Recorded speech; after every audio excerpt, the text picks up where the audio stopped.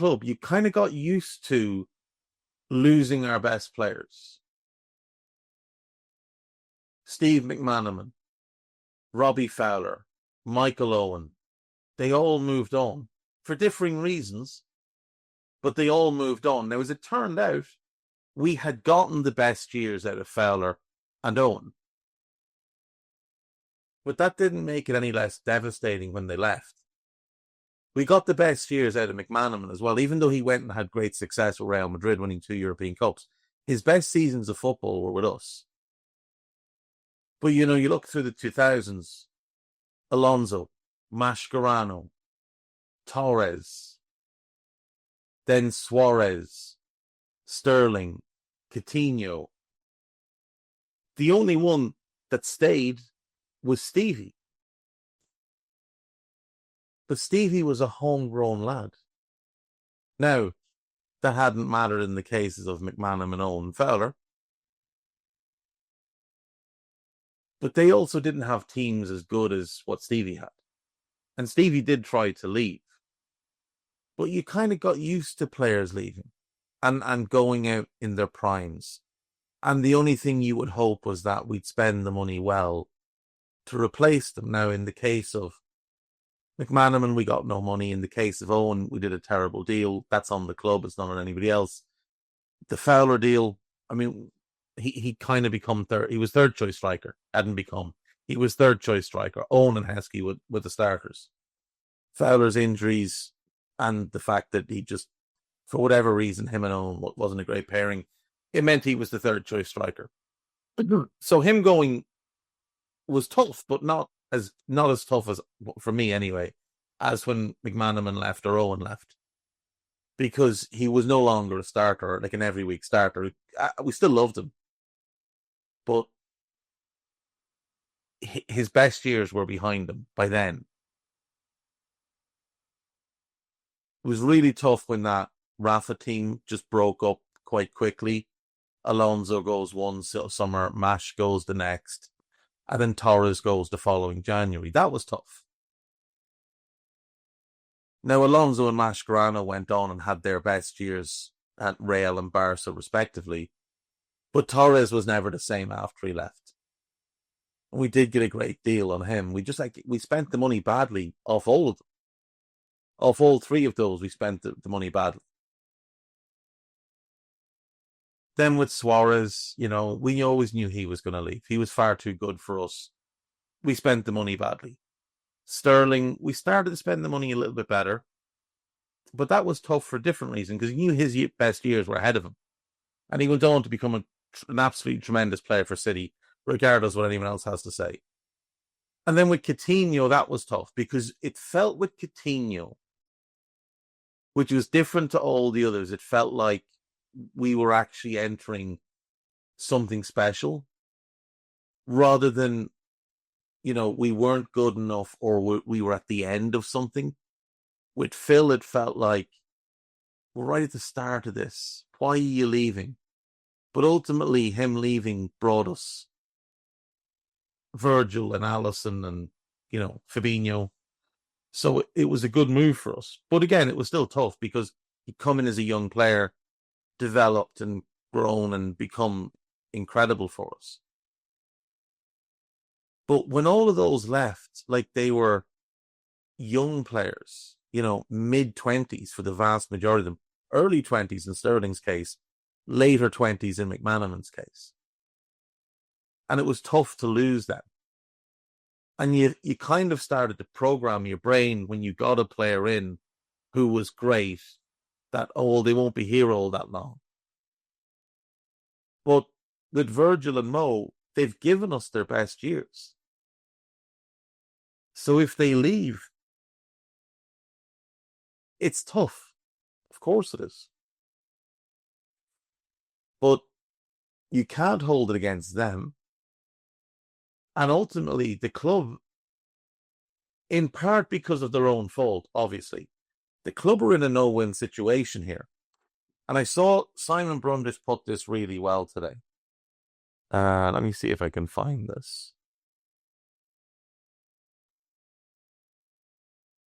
Yeah.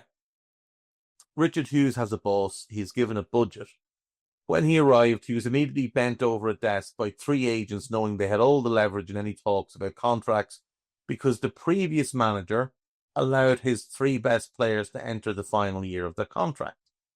I have no idea what people expect him to have done. As an agent, there's not a fucking chance in the world I'm giving away this kind of leverage without holding multiple teams to ransom. No chance of signing during the season. It would be negligence. And that's perfectly put, because all I see is people having a go at Richard Hughes. It's not Richard Hughes' fault. It's not Michael Edwards' fault. It is the fault of the ownership, and it's the fault of Jurgen Klopp. Because his poor squad management is what allowed this situation. His failure to deal with those contracts is what allowed this situation. He could have got those contracts done the previous summer, but he'd forced out 2 sporting directors at that point and installed his mate. But he should have had his mate deal with the contracts, or he should have done it himself. But they won't get any blame. He'll never get blame, which is fine. You know, it's fine. But to turn around and blame Richard Hughes for Jurgen Klopp's failing is wild. Like Simon says, there's not an agent in the world who's going to let his player sign a deal during the season when there's huge money out there available to them. There's just not an agent that's going to allow that. Not at this level. Not with these caliber players. No, I still think Virgil and Mo will stay. I do. But if they don't, it's also not the end of the world. Like, I want to take you back in time a little bit. Let's travel back to the summer of 2016. And Jurgen has just completed his first season as Liverpool manager. Okay? He's obviously taken over in the October. It's not a full season that he's had, but he has been manager for most of the season. I want to just read you the squad, if you don't mind. We'll just go in numerical order.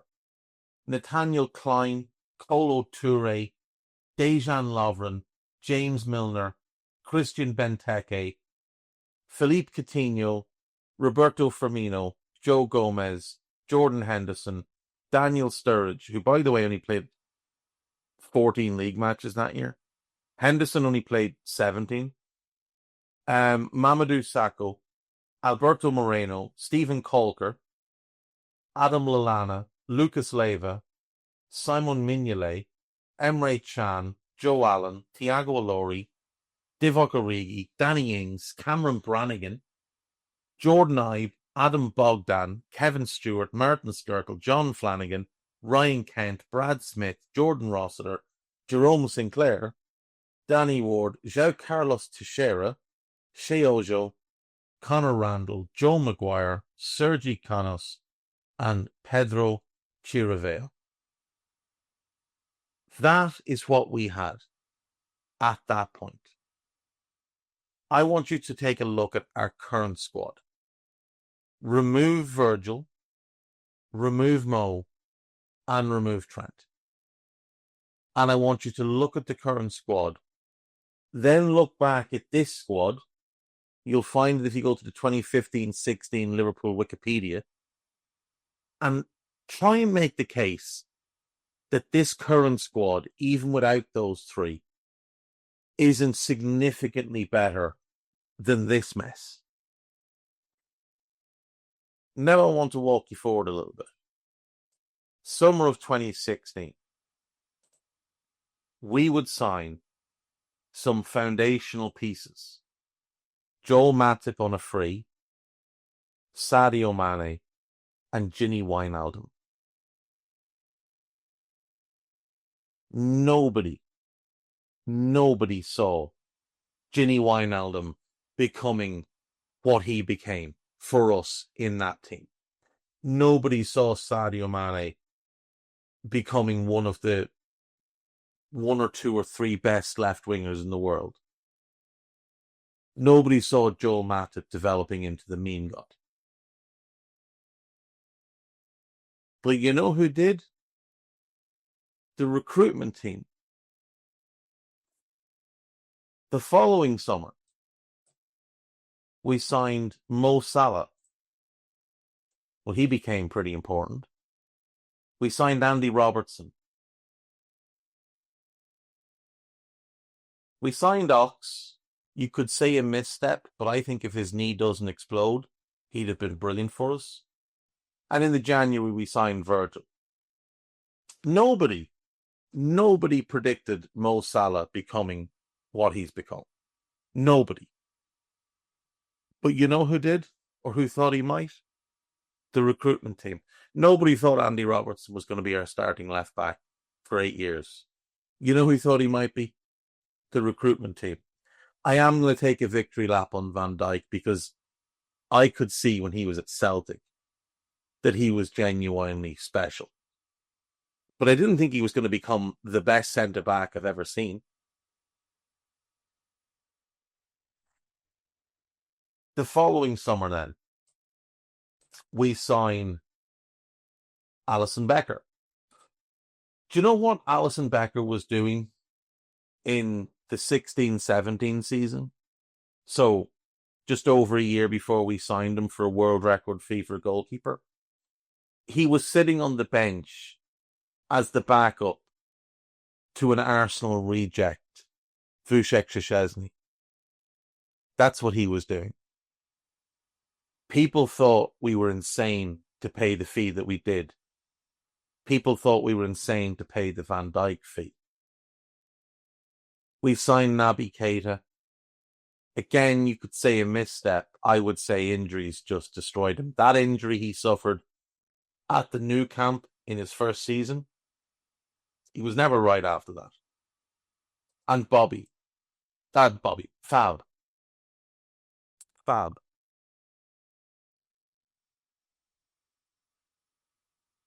Fab was coming off a bit of a rough season because there'd been so much speculation about him. But he put together a tremendous run at Monaco for sure. Him, you could argue, was a fairly sure thing. But most of the others signed to make up what became the Klopp team. Alisson, 15 months before signing for us for world record, the backup at Roma.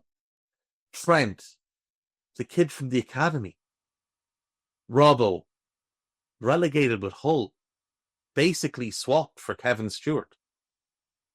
Van Dijk, are they mental to spend that kind of money on him? Why have they done that? They could have bought Lewis Dunk. They could have bought Harry Maguire. These are things that were actually said by people getting paid to say them. Joel Matip, and he's on free, can't be that good. Is Matip really better than Lovren? Real conversations that took place. Joe Gomez signed for $7 million from Charlton to be a fullback, by the way. Fabinho, sure thing. Gini Wijnaldum was an attacking midfielder or a winger before we signed him. Bobby Firmino, a flop. Remember? First 6 months of the... Correct, Reds. It's Jack here, and that was a clip from one of Anfield Index's audio podcasts. If you have enjoyed the video, make sure you do like, share, and subscribe to keep up to date on all things LFC. We record around 100 audio podcasts every month, with our shows featuring match-going fans, top journalists, professional analysts, and even Liverpool legends along the way. With the Great Dane himself, Jan Molby, joining us every single week. If you want to listen to all our podcasts for free, head over to anfieldindex.com/podcasts. Our audio shows are available wherever you get your podcasts. Just search Anfield Index. or if you prefer to listen to all our podcasts in full and without any ads, why not head over to AI Pro today to check it out now at AnfieldIndexPro.com. If you want to get involved in the great growing community of Liverpool fans, check out the Anfield Index Discord. The link is in the description. Do get involved with that from Reds around every corner of the globe. For now, Reds, hope you enjoyed this video.